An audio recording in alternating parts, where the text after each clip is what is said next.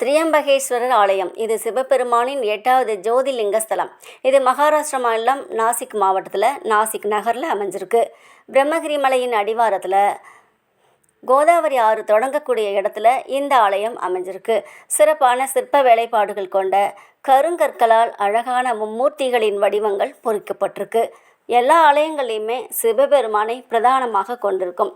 ஆனால் இங்கே மும்மூர்த்திகள் ஒன்றாக காணப்படுவது மிகவும் சிறப்பு. இந்த ஆலயத்தின் அருகில் தான் பஞ்சவடி இருக்குது.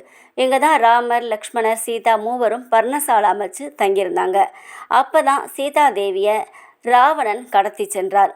சூர்பனகை மூக்கு அறுபட்ட இடமும் இதுதான். இந்த ஆலயம் உருவாகிறதுக்கு மிகப்பெரிய காரணமாக இருந்தவர் கௌதம முனிவர்.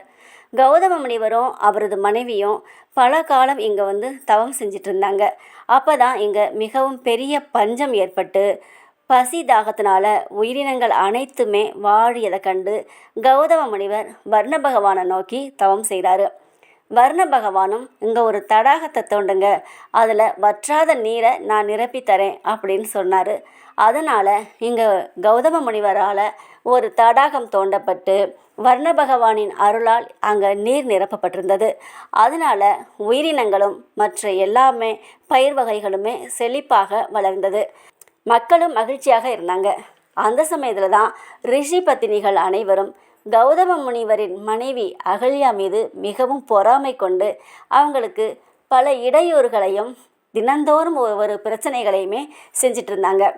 அதனால பொறுமை காத்திருந்தாலும் பல பிரச்சனைகள் தோன்றும்போது அவர்களால் அதை பொறுக்க முடியாமல் சிவபெருமானை நோக்கி வழிபாடு செய்கிறாங்க.